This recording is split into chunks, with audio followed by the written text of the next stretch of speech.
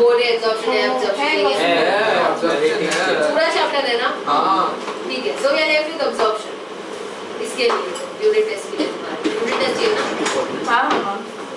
Okay, please go on to chemical coordination. We complete that chapter in five. That वो हो गया था मुझे ऐसा। हो गया। हां कौन सा चैप्टर? अरे ना बिकॉज़ आई रिमेंबर यहां पे लिखा था पॉजिटिव नेगेटिव, पॉजिटिव नेगेटिव। आपको बता दूं किसमें? हाँ हो गया था। Thank you. हाँ ये खत्म हो गया था। म्यूटेशन वो सब भी हो गया था।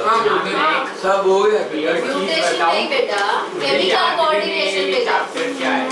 मार पाओगे ये तो चैप्टर में सिखाया नहीं है। तो केमिकल कोऑर्डिनेशन चैप्टर का नाम है। Everybody I don't want a chaos. Please go to chemical coordination chapter first. 7th chapter. Please go to that chapter. Starting of the chapter, please. Okay starting page देखो उसका। उस starting page में मैंने तुमको stimulus, response to stimulus बताया हुआ है, ये मुझे याद है। मैम आपने यहाँ तक करवा दिया है। मैम आपने यहाँ एक्सेप्शन इफ यू उधर बैठा था, मैं रो रहा था कि मेरा ट्यूशन था। तू तो रोज रोता है बेटा। मैम आपको यहाँ से चालू करना है। You are done all options. I am starting with tropic movement से। वही है ना? ट्रॉपिक मूवमेंट से ही करना है मैम। चलो आज ट्रॉपिक मूवमेंट खत्म करके एब्जॉर्प्शन चालू करना है किसी भी तरीके से। Next time you will stay half an hour extra, तो तुम्हारे जो डाउट्स है वो हम कर सकते हैं। Wednesday, I am just coming on Wednesdays और not Wednesday then Tuesdays.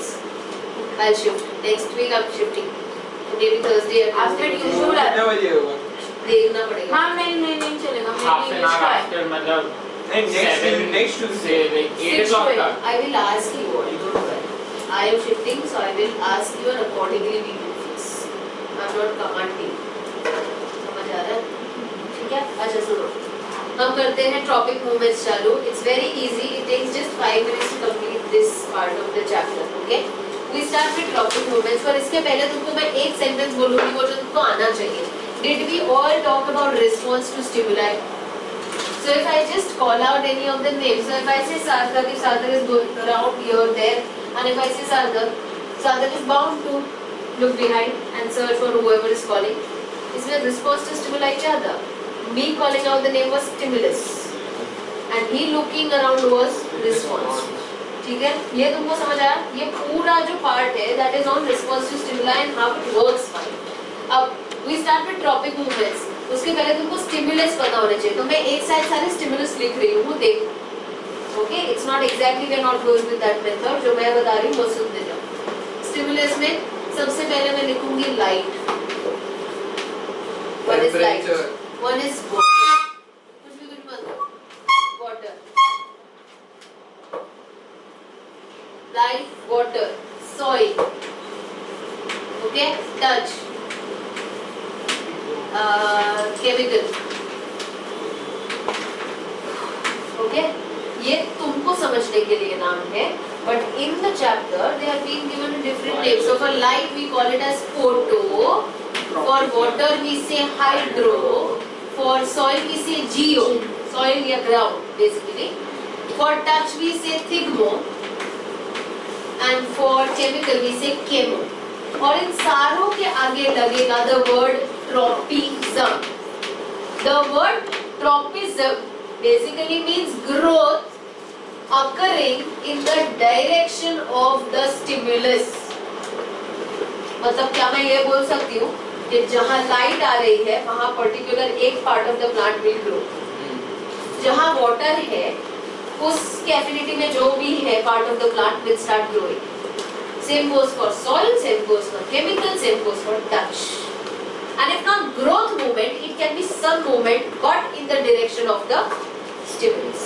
If it's in the direction of stimulus, we say positive tropism. If it is against, then we say negative. तो ये जो मैंने बताया है, हम जब एक एक पढ़ेंगे, we'll always say positive phototropic, negative phototropic, so that you'll see. चलो फटाफट. Okay.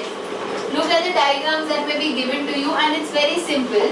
There is part of the plants, right? There are two important parts of the plant that we are going to discuss, and that is stem and root. मुझे बताओ कभी ये बचपन में पढ़ा है that the stem grows towards the light?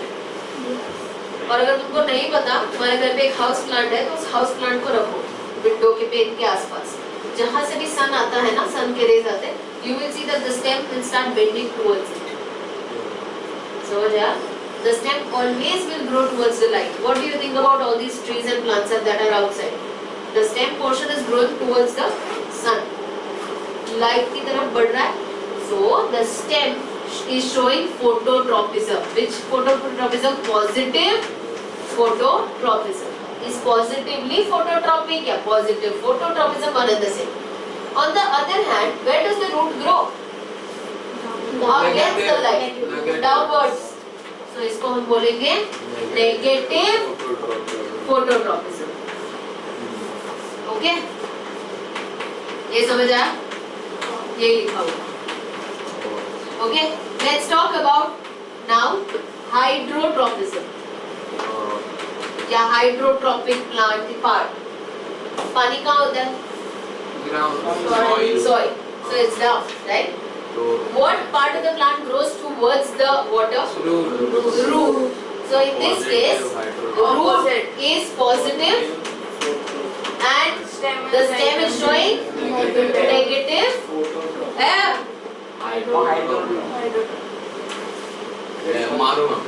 ये समझा?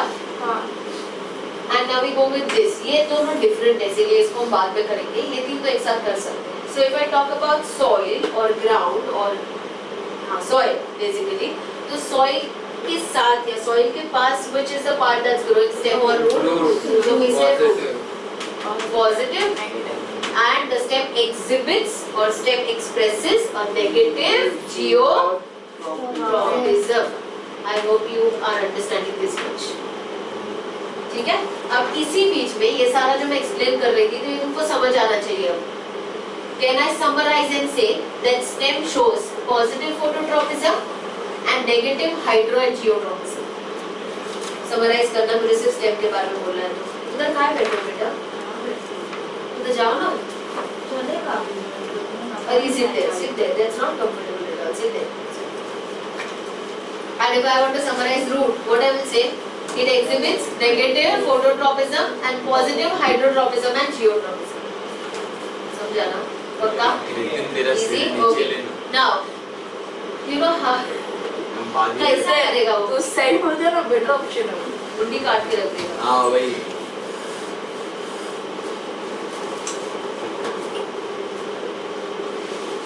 आलसी हो तुम लोग सारे के सारे. ऐसे कि वो चेयर उठा के साइड में किसे कर जाएंगे. मैम चेयर कैसे उठाऊंगा? मैम खुद कैसे खड़े हो? चेयर उठाया तो. Now this is okay. अब इसी बीच में तुमको एक एक्सपेरिमेंट दिया है which is very important to understand. Yes, that experiment very more rotation वाला कुछ दिया है. Now do you understand? हाँ, अभी suppose ये है. For example, this day. Okay, this is a potted plant. Okay, ये pot है, इसके अंदर plant है समझो. Okay, now ये अरे नहीं होगी. ओके, ये है पॉट, ये है प्लांट, ये रूट है और ये stem. For example, just understand this much. Now it will be like this inside.